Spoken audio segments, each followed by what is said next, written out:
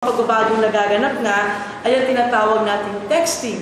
Nakalimitan, ang unang-unang gumagamit nito ay ang mga kabataan tulad ninyo.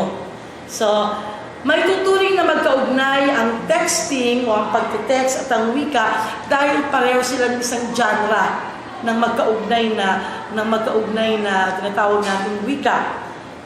Paano napauulan ng pagte-text ang ating wika?